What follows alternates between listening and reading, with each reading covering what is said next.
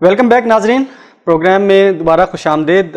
ہم بات کر رہے تھے صنفی عدم مساوات کے اوپر، اور ابھی ہم نبا خان سے سٹارٹ کرتے ہیں۔ نبا خان، ہمیں آپ یہ بتائیے کہ جینڈر ایکویلٹی کے اوپر ہم نے بات کر لی، ایک ٹرم یوز ہوتی ہے that is called gender equity, یہ کیا ہے؟ اور ہماری جو ایجوکیشن کے اوپر، جیسے ہم تعلیم کے اوپر ہم بات کر رہے تھے، اس کا ایفیکٹ تعلیم کے اوپر کیسے ہوتا ہے کہ ہم اس کو کس طریقے سے اپنی سوسائٹی کا ایک بہتر آسپیکٹ بنا سکتے ہیں؟ ہمارے پاس ٹائم کم ہے اور یہ آخری بریک ہے، اور ہم اس کو انشاءاللہ ہم کور کرنے کی کوشش کریں گے۔ ٹھیک ہے، میں بڑا کرسپ کر کے کور کرنے کی کوشش کرتی ہوں۔ اچھا، فار ایگزامپل ہم تو ہمیشہ سے بات ایکوالٹی کی کرتے ہیں، لیکن اب یہ ایرا چینج ہو رہا ہے، اب ہم ایکویٹی کی بات زیادہ کرتے ہیں۔ ایکویٹی بیسکلی سب سے پہلے ایکویٹی سمجھتے ہیں کہ وہ کیا ہے۔ جی ٹھیک ہے۔ ایکویٹی جو ہے وہ نیڈ بیسڈ ڈسٹریبیوشن ہوتا ہے، ٹھیک ہے۔ اب فار ایگزامپل اگر ہم ایکوالٹی کی میں آپ کو ایگزامپل دوں تو اگر آپ کے پاس 2 بچے ہیں اور آپ کے پاس 100 روپے ہیں، تو آپ نے دونوں بچوں کو 50-50 روپے دے دیا، یہ تو ایکوالٹی ہو گیا ایکوالٹی، ٹھیک ہے، کہ ایکول ڈسٹریبیوشن آپ نے کر دی۔ ٹھیک ہے۔ نیڈ بیسڈ ڈسٹریبیوشن کس طرح سے ہوتی ہے کہ فار ایگزامپل آپ کے پاس 2 بچے ہیں، دونوں بچوں نے اسکول جانا ہے اور آپ کے پاس 100 روپے ان کو دینے کے لیے، جس کے اندر ان کا آپ کو ایز اے پاکٹ منی آپ نے ان کو پیسے دینا ہے۔ ٹھیک ہے۔ اب سلسلہ یہ ہے کہ آپ کا ایک بچہ جو ہے وہ گاؤں کے اندر پڑھتا ہے، ٹھیک ہے، یا پڑھتی ہے، اور دوسرا بچہ گاؤں سے باہر پڑھتا ہے یا پڑھتی ہے، ٹھیک ہے۔ اب جو باہر پڑھتا ہے گاؤں سے، اس کو 20 روپے کنوینس کے بھی چاہیے، ٹریولنگ کے لیے بھی چاہیے۔ تو اگر آپ 50-50 روپے دے دیں گے تو اس کے 50 میں سے 20 تو وہاں چلا جائے گا نا۔ ہاں ٹھیک ہے، وہ تو پھر 30 روپیز اس کے پاس پاکٹ منی بچے۔ ایکویٹی یہ ہوتی ہے کہ اگر آپ کے پاس 100 روپے ہیں، آپ اس میں سے 20 روپے اس کا کرایہ دیں، پہلے وہ کرایہ نکال لیں، کرایہ مائنس کریں، ٹھیک ہے۔ اس کے بعد آپ کے پاس بچے 80 جو ریمیننگ اماؤنٹ ہے اس کو آپ ڈسٹریبیوٹ کریں، ایکولی ڈیوائڈ کر دیں، ٹھیک ہے۔ تو یہ کیا ہوا؟ یہ نیڈ بیس جو ہے وہ ڈویژن ہوا، ٹھیک ہے۔ اسی طریقے سے آپ نے جو اس کا سوال کیا ایجوکیشن کے حوالے سے، تو اس کو میں اگر اس کی ایگزامپل دوں تو وہ یہی ہوتا ہے کہ ہم یہ بات کر رہے ہوتے ہیں کہ فار ایگزامپل اگر ایک گاؤں ہے، وہاں پہ 200 لڑکے ہیں اور 100 لڑکیاں ہیں، ٹھیک ہے، اور اگر ہم وہاں پہ ایک اسکول بنا دیں تو وہ بیلنس نہیں رہا، بیلنس تو نہیں ہوگا بالکل۔ ہمیں اس کے حساب سے اس کو ایڈریس کرنے کے لیے، نیڈ کو ایڈریس کرنے کے لیے جو ہم ان کو جو سہولیات فراہم کریں گے یا جو بھی کچھ ہم ان کے لیے کریں گے، اس کو ہم ایکویٹی کہیں گے۔ اسی طریقے سے ایک اور ایگزامپل کہ ہم یہ بات کرتے ہیں کہ انٹرنیشنل اسکالرشپ سب سے زیادہ اناؤنس ہوتی ہیں خواتین کے لیے ہوتی ہیں، وہاں پہ انکریج کیا جاتا ہے نا اس چیز کو۔ وہ کس لیے کیا جاتا ہے؟ بیکاز اگر ہم اسٹیٹسٹکس کی بات کریں تو نارملی خواتین پیچھے زیادہ تر فائنینشیل وجوہات کی وجہ سے رہ جاتی ہیں، ٹھیک ہے۔ اب اگر ہم ایک مڈل کلاس فیملی کی بات کریں تو مڈل کلاس فیملی کے اندر یہ ایک پرائرٹی ہوتی ہے کہ بھائی ہمارے پاس اگر تھوڑے سے پیسے ہیں تو ہم بیٹے کو پڑھا لیں، بیٹی تو ہماری باہر چلی جائے گی شادی ہو کے، لیکن ہم اپنے بیٹے کو پڑھا لیں۔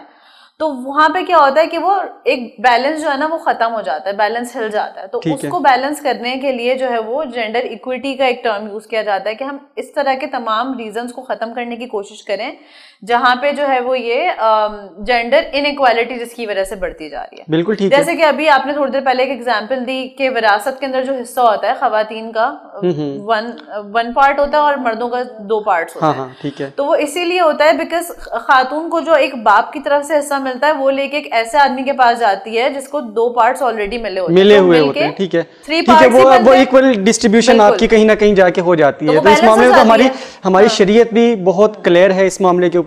خیر نبا، ہم آپ سے میں اسی کویشچن کو اگر میں ٹلٹ کروں ٹورڈز ڈاکٹر ثنا، آپ بتائیے ہمیں کہ تعلیم کے میدان میں ہماری جو اس وقت ایجوکیشن سے ریلیٹڈ جو ہماری رینکنگ ہے وہ بہت پیچھے ہے عدم مساوات میں، خاص کر کے اس میں سے میں یہ نہیں کہوں گا کہ لڑکیوں کو صرف تعلیم نہیں، بہت ساری جگہ ایسی ہے جہاں پہ بچوں کو بھی تعلیم، لڑکوں کو بھی تعلیم نہیں دی جا رہی۔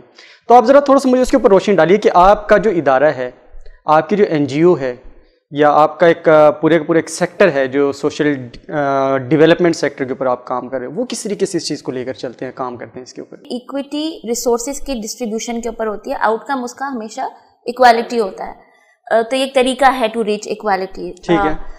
ہم صحت کے لیے، میرا کام جو ہے سب ستارہ کے ساتھ، اور ایجوکیشن کا زیادہ کام میں ورلڈ ویمن آرگنائزیشن کے تھرو کر رہی ہوں، اور ہم دونوں جگہ پر یہ دیکھ رہے ہیں کہ یہ جو ہمیں ریزلٹس نہیں مل رہے، ہم آگے نہیں بڑھ رہے، کیونکہ ہاف آف یور پاپولیشن جو خواتین اور بچیوں کی ہے وہ اس وقت ڈس ایڈوانٹیج میں ہے نا، کیونکہ ریسورس ڈسٹریبیوشن ظاہر ہے، ہم لوگ ایک امیر ملک نہیں ہے، ہمارے پاس ریسورسز کی کمی ہے، گھروں کے لیول پہ بھی ہے، تو وہاں پر آدمیوں پہ انویسٹمنٹ اس لیے کیونکہ انہوں نے پڑھنا لکھنا ہے, نوکریاں کرنی ہے, ایک رول کے حساب سے ان پہ انویسٹمنٹ زیادہ ہو رہی ہے. تو نیچرلی ایک ڈس ایڈوانٹیج ہے آدھی پاپولیشن ہماری. جب ہم ایکول اپرچونٹی کریٹ کریں گے اور ایکول کمپٹیشنز اور ایکول چیزیں ہو رہی ہوں گی تو ہمارے انڈیکیٹرز خود بخود بڑھیں گے. ابھی تو آپ نے آدھے کو خود ہی کاٹا ہوا ہے نا, ٹھیک ہے, مطلب آپ سارا کا سارا جو کیلکولیشن دنیا کر رہی ہے وہ آدھے پہ تو نہیں کر رہی, ٹھیک ہے, لیکن ہم اپنی دماغ میں ابھی آدھے ہی ہیں. بالکل ٹھیک تو ہے. اگر ہم ان ریسورسز کو تھوڑا سا اس طرف موو کریں کہ ہمارا جو ڈس ایڈوانٹیجڈ پاپولیشن ہے ہاف, اور میں عورتوں کے علاوہ کہوں گی کہ ہماری اور بھی جینڈرز ہیں جو ڈس ایڈوانٹیجڈ ہیں, تو ان کو بھی ہم اس سرکل میں مین اسٹریم میں لائیں, ان کے اوپر ایجوکیشن کی ایکول انویسٹمنٹس کریں, ہیلتھ کی ایکول انویسٹمنٹس کریں, تو ہمارے جو اوور آل انڈیکیٹر ہیں وہ ہمیشہ بہتری کی طرف دکھیں گے. ہم ابھی اس پہ جینڈر لینس نہیں لگا رہے ہیں, ٹھیک ہے, اگر لگا بھی رہے ہیں تو بہت چھوٹے سیکٹر میں, جو ڈیولپمنٹ سیکٹر ہے وہ لگا رہا ہے, لیکن پبلک سیکٹر میں اس جینڈر لینس کو لگانا, پبلک سیکٹر کی جو ریچ ہے وہ ہم سے کہیں زیادہ ہے, کہیں زیادہ ہے, بالکل, اس میں تو وہاں پہ اس لینس کو لگانا بہت ضروری ہے کہ ہم یہ میک شیور کریں کہ ہم اس 50% پاپولیشن کو ایڈریس کریں, مین اسٹریم کے اوپر لے کے آئیں, اور اس سے جو ہماری سوسائٹی کے اندر جو پازیٹیو ایک ایفیکٹ ہے, بلکہ میں تو اس کو امپیکٹ کہوں گا, امپیکٹ کریٹ ہوتا ہے, effect is a smaller term and impact is a broader term. تو میں تو یہی سمجھوں گا کہ ہم اس چیز کو ایک براڈر ٹرم کے اوپر لے کے چلتے ہیں, اور اس کا امپیکٹ کیا ہو سکتا ہے. اچھا آپ سب چھوڑ دیں, ہم صحت اور جب پڑھائی کی بات کرتے ہیں تو ایسا لگتا ہے ہم کسی کی مدد کر رہے ہیں. آپ کے اپنے ملک کی اکانومی بہتر ہوتی ہے اگر عورتیں اس میں ابھی دیکھیے, میں ابھی اسی چیز کے اوپر آنا چاہ رہا تھا کہ اس سے ہمارا جو ایفیکٹ ہے, جو امپیکٹ ہے, جو براڈر ٹرم میں ہے, وہ سب سے بڑا میکرو اکنامکس کے اوپر ہوتا ہے آپ کا. بالکل ٹھیک ہے نا, اس ملک کی اکانومی ہمیشہ بہتر ہوگی جہاں عورتیں اس میں, کیونکہ ابھی آپ نے 50% کو لائبلٹی بنایا ہوا ہے, ٹھیک ہے, مطلب ان کو آپ let them do their things, ان کو اپرچونٹی دیں, پھر آپ دیکھیں کہ آپ کی اکانومی آدمیوں کو کتنا فائدہ ہوتا ہے, عورتیں کماتی ہیں تو فیشن, لائف اسٹائل, صحت, پڑھائی, اس پہ زیادہ خرچہ کون کرتا ہے؟ خواتین کرتی ہیں. تو یہ ایک ایکسٹرا انکم جو گھر میں آتی ہے, یہ ہمیشہ نہ صرف انڈیویجول لیول پہ, گھر کے لیول پہ, معاشرے کے لیول پہ آپ کو ایک بوسٹ. نبا, ہم آپ کی طرف آتے ہیں کہ ڈاکٹر ثنا بات کر رہی تھی, ہم نے ایکول اپرچونٹی پرووائڈ کر دی خواتین کو. میٹروپولیٹن سٹیز میں آپ دیکھیں دفاتر جاتی ہیں, اب وہاں پہ ان کو اور بہت سارے مسئلے مسائل ہیں, اینڈ اسٹل ابھی بھی ہم ان کو یہی کنسیڈر کریں گے وہ صنف نازک ہے. دفاتر میں جو مسئلے مسائل ہو رہے ہیں, آپ اس کے اوپر کیا کہنا چاہیں گے؟ اچھا, تو جب آپ خواتین کو اپارچونیٹیز دیتے ہیں تو اس کے لیے جو ہے وہ دو چیزیں ساتھ ساتھ لے کے چلنی پڑتی ہیں. ایک تو ہوتا ہے ریسورس ایلوکیشن, ٹھیک ہے, اور دوسرا ہوتا ہے انیبلنگ انوائرمنٹ, ٹھیک ہے. اچھا, فار ایگزامپل آپ نے جابس کریٹ کرتی ہیں خواتین کے لیے. خواتین جب آپ کے پاس انٹرویوز کے لیے آ رہی ہیں تو آپ کیا کر رہے ہیں؟ تو آپ ان سے ڈائریکٹلی, آپ کا پہلا سوال یہ ہے کہ اچھا آپ شادی شدہ ہیں کیا؟ کیوں؟ کیونکہ آپ کا کانسیپٹ یہ ہے کہ اگر یہ شادی شدہ ہے تو یہ تو آگے جا کے اپنی فیملی بنائے گی, تو یہ تو ماں بنے گی, تو یہ تو ہم کو ٹائم نہیں دے سکتی ہے, یا پھر ہم ان کو جو ہے وہ آفٹر آفس آورس ہم ان سے کام نہیں لے سکتے, یا کچھ بھی اس طرح کے کانسیپٹس ہوتے ہیں, کنسٹرینٹس ہوتے ہیں. ہم کہیں پہ بھی جائیں تو اچھا, جب ہم فار ایگزامپل ایک آفس انوائرمنٹ کے اندر بھی کام کر رہے ہوتے ہیں تو وہاں پہ بھی اب جو ہے وہ زیادہ تر لائک ڈیولپمنٹ سیکٹر کے اندر تو یہ کمپلسری کر دیا گیا ہے. کافی ساری جو NGOs ہیں وہ اس چیز کے اوپر کام کر رہی ہیں کہ جو ورک پلیس ہراسمنٹ ہے اس کی پالیسیز ان پلیس ہونی چاہیے. ٹھیک ہے, کہیں پہ کوئی واقعہ ہوتا ہے, کسی نے ہراس کیا ہے تو اس کے پراپرلی جو ہے وہ کوڈ آف کنڈکٹ ہونا چاہیے کہ اچھا ایک باڈی ہو جو کہ نیوٹرل ہو, جہاں پہ کوئی خاتون جا کے کمپلین کر سکے. کمپلائنس کے ڈپارٹمنٹ سب تک ڈیولپ ہو گئے ہیں اس چیز کے اوپر. ورک پلیس ہراسمنٹ کے لاز آلریڈی ان پلیس ہیں, ہمارے معاشرے کے اندر بھی ان پلیس ہیں, ٹھیک ہے, اور اس کے اوپر عمل بھی ہوتا ہے, لیکن اتنا زیادہ ٹرانسپیرنٹ نہیں ہوتا. بات ساری ہے, تو اگر وہ چیزیں اگر ہم وہ اسٹرکچر بنا دیں گے نا تو اس میں چاہے وہ مرد ہو یا عورت ہو, ان دونوں کا اس اسٹرکچر میں جا کے کام کرنا جو ہے وہ بہت آسان ہو جائے گا, اس کے لیے آسانیاں پیدا ہو جائیں گی, اور اسی کی طرح جو ہے وہ ہم جینڈر رولز کو اینڈ جینڈر بیریئرز کو جو ہے وہ بریک کر سکتے ہیں. بالکل ٹھیک ہے نبا, آپ کی اسی بات کو میں ڈائریکٹ آپ کی طرف ڈاکٹر ثنا لاسٹ میں آپ مجھے یہی چیز اس کو آپ بتائیے گا کہ ایک تو یہ, اور دوسرا جو ہم پاکستان اتنا پیچھے ہے اس کی کیا وجوہات ہیں؟ اچھا, پاکستان کائنڈلی ریپ اپ کرنے کی کوشش کیجیے گا اس کو. اس کے وجوہات ہم بہت ساری بات کر چکے کہ ہم نے اس وقت 50% اپنی پاپولیشن کو اگر ہم سائڈ میں لگا دیں گے یا ان پہ انویسٹمنٹس نہیں کریں گے تو پھر ہمارے جنرل انڈیکیٹرز کبھی بھی ٹھیک نہیں ہوں گے. ٹھیک ہے, آپ ایک دفعہ اپنی ریسورس ڈسٹریبیوشن کو جینڈر کے لینس سے دیکھ لیں, اپنی انوائرمنٹ کو جینڈر کے لینس سے دیکھ لیں, اور پھر آپ اگر امپلیمنٹ کرنا شروع کر دیں اپنی پالیسیز کو, آپ دیکھیں گے جنرل انڈیکیٹرز بہتر ہو جائیں گے. ٹھیک ہے, میں ایک فائنل چیز جو کہوں گی وہ یہ ہے, اور بہت ہیومن لیول پہ, اگر آپ ایک انسان ہیں, چاہے مرد ہیں عورت، یہ ضرور دیکھ لیں کہ آپ کے ساتھ جڑے ہوئے لوگ زندگی میں پروگریس کر رہے ہیں کہ نہیں.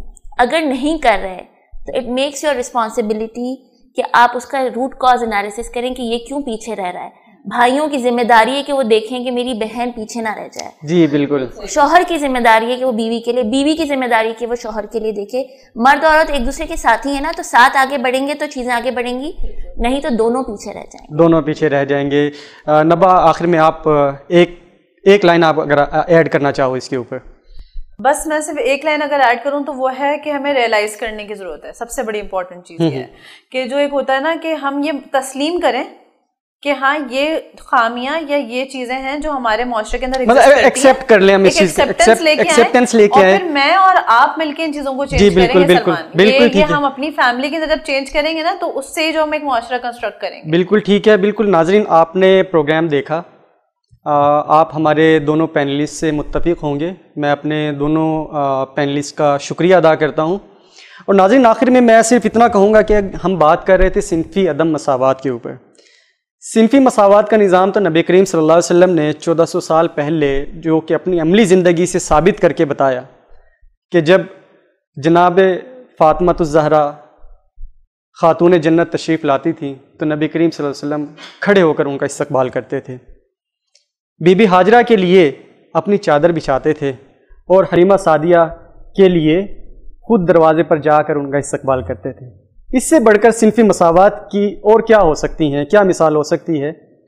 ہمیں بطور ایک ذمہ دار شہری کے معاشرے میں بڑھتے ہوئے صنفی عدم مساوات کو، یہ جو جن ہے، اس کو قابو کرنے کے لیے انفرادی اور اجتماعی کوششوں کی ضرورت ہے. امید کرتے ہیں آپ کو آج کا پروگرام اچھا لگا ہوگا اور اپنی رائے کا اظہار کیجیے گا. اپنا ڈھیر سارا خیال رکھیے. ہم اپنے مہمانوں کا شکریہ دوبارہ ادا کرتے ہیں، آپ نے اپنا قیمتی وقت ہمارے لیے نکالا. پروگرام تعلیم و تربیت کی پوری ٹیم کے ساتھ محمد سلمان کو اجازت دیجیے. اللہ حافظ.